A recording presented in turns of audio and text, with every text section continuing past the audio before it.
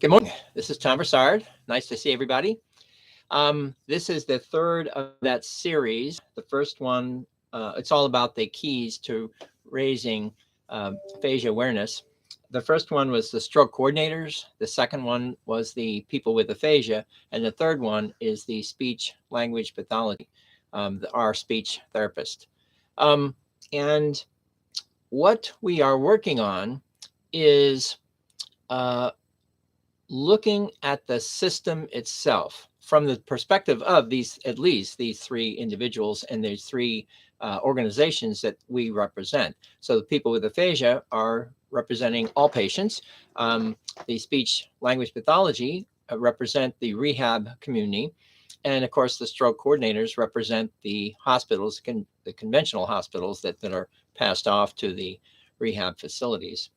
And of course, as you have seen from previous articles and videos, there is a gap between the conventional hospitals transferring patients to the rehab facility and beginning to see what is missing in that missing link between all of them.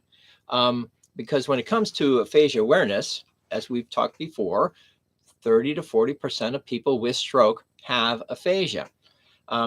But for some reason, the healthcare community, hospital community, for whatever reason, as I've described, don't talk about aphasia much, if at all, because they know that their job is to stabilize the patients with stroke and move them as quickly as possible and safely to the rehab community.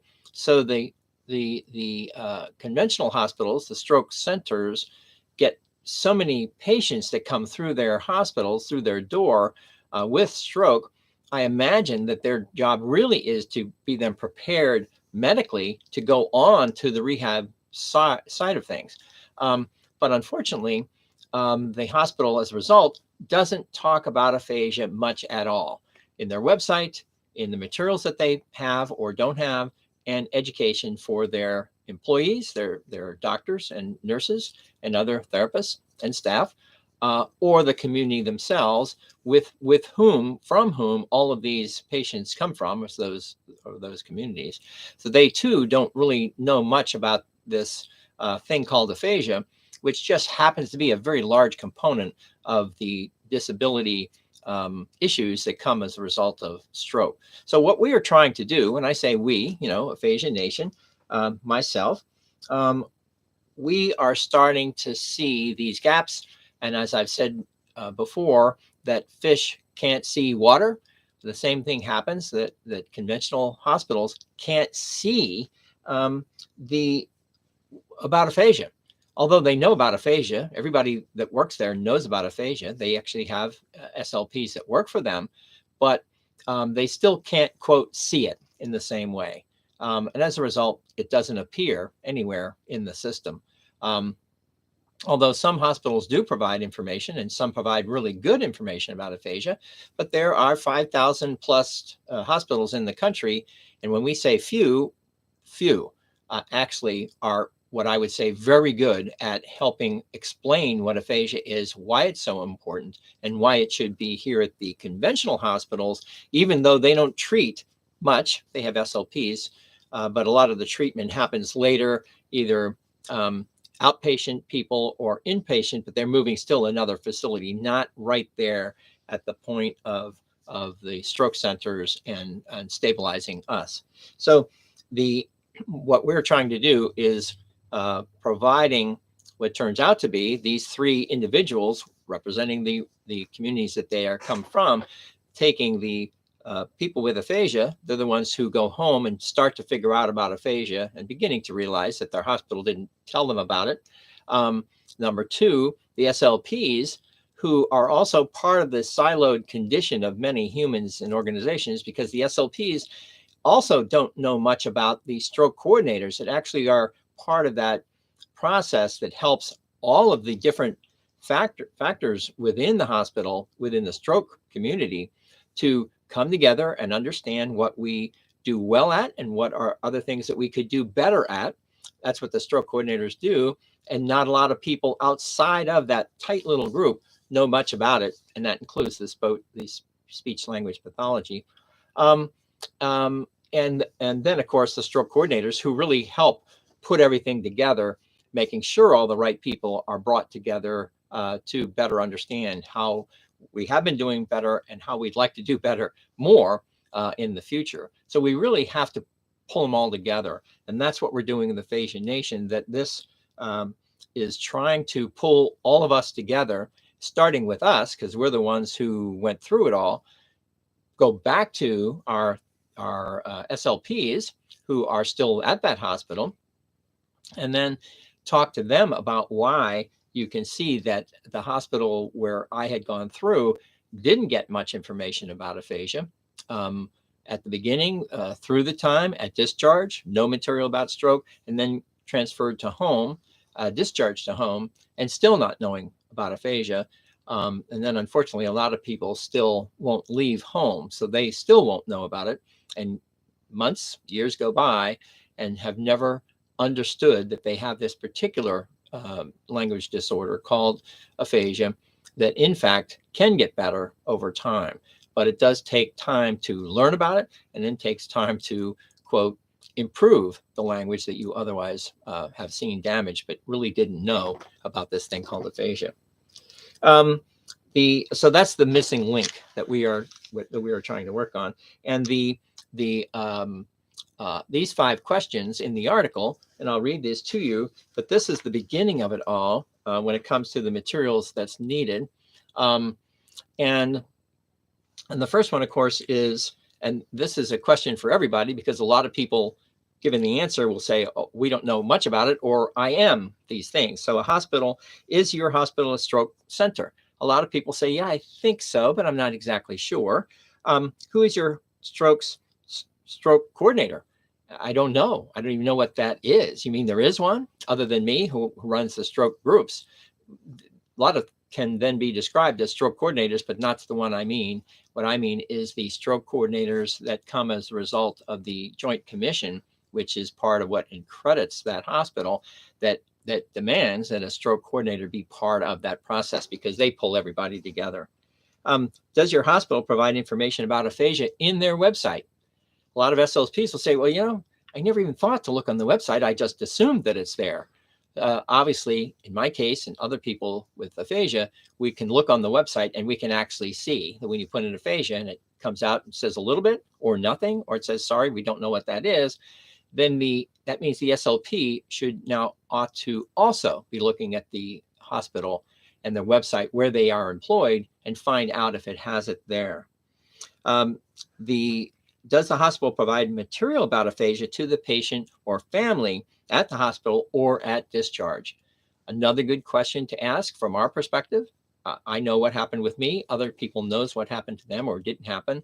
The SLPs should find out more about that, because once we were discharged, the SLP might not have known.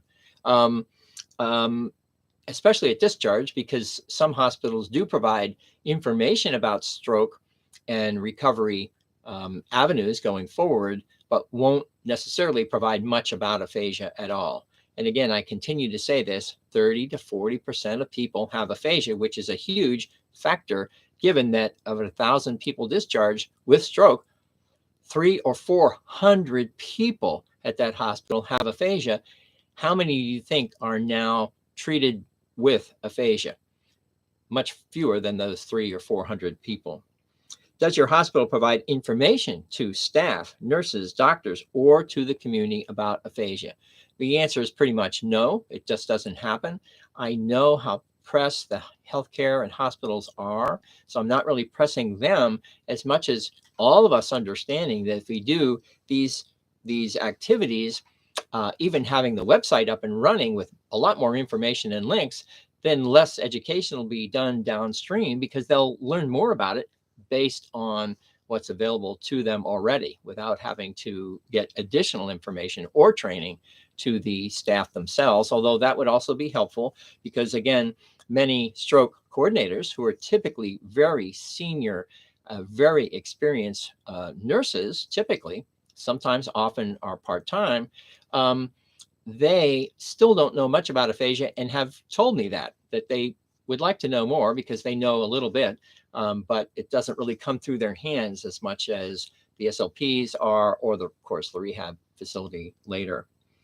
And does your hospital collect information about aphasia in their database, in their electronic health records that can be used for other useful data that can help the community know more about how many people there are with stroke, aphasia, discharged to home, how many leave home and go to a rehab facility? If not, where are they? Because again, a lot of people have the opportunity for rehab opportunities, but if it's too far away, there's poor transportation, they don't have good insurance, they don't have good support. There's any number of reasons why people go home and stay at home. And the people on the receiving end won't even know until they get that person. So it has to start at the hospital, at the conventional hospital, and helps them then feed all that information into that system that finds its way. And that's much better than not finding their way because they never had the information at the beginning. So the website is number one that has to be done. And I know at least one hospital that I've worked with for a long, long time, met with the president many, many times. I know they've changed management. The president's not there. But all the time, if you go to that website, and it is a stroke center, it will say, sorry, we don't know what it is. And this has been 10 years since I've been with them. So this can't be when there are 2.6 million people in North America that have aphasia. So this team that we're trying to work with are the three actors that will really help tremendously when it comes to aphasia awareness, because otherwise all the work we otherwise have been doing for all these years about teaching one group or another about aphasia without having all of this mass of information that is available at the very start that can then flow through. It's not unlike shipbuilding. If you build ships on the water, it takes 100 hours to do work on the water. But if you start building ships in the buildings, right, so you can actually see what you're looking at, you don't have to worry about other things around you out on the water where everything is rocking. You can do it here for $10 to get the same thing done. You put it out on what we call the ways, put them on the ways, it takes $40. You slide them into the water, now it's $100. So when we are trying to educate the wider public about aphasia, while that boat of aphasia is in the water, that's $100 an hour. What we ought to be doing is putting everything into the buildings here for $10 an hour at the hospitals, less than that, of course, because so much can be done with websites, materials, and then, yes, eventually education. But a lot of us can help with that as we help teach the staff at those hospitals to help all of us get better going forward to build this public-facing infrastructure at the beginning. Because if you build that infrastructure later, it's going to take a lot more, quote, time and money, and unfortunately, just less effort, more effort, less effort at the beginning, but more effort, because to do it, you have to do it over and over and over again, because everything changes out on the water. And with all that changing, you have to continue to do it, as opposed to put it all in what we call the building, and it will slide into the water with much more of the work already done. That is what we're doing with Aphasia Nation. That is what I do. It has been 11 years since my stroke. I hope to be doing this for a long, long time. We need to do this because there are thousands of hospitals in our country. Very few have much about aphasia. Many, many have none. Systems have nothing. So when I'm talking about, when I go to some places and you have 40 or 50 hospitals, all part of a system, and none of them have anything information about aphasia, that means all of their literally thousands of patients will never know about aphasia until we build it into the building, not in the water. Thank you again for doing what you do to watch our work. Continue to look at Aphasia Nation as we are looking for the first instance of a hospital as an example that has come to understand that they are now doing this, and then we can use that as an example. So it is now October. If it takes us a couple more months to find a hospital that can be this great example, that is what we're working on next. If you guys have any ideas about hospitals that you're interested in, or SLPs or other people with aphasia or stroke coordinators, give me a call. Thank you very much, and I will see you soon. Take care. Bye-bye.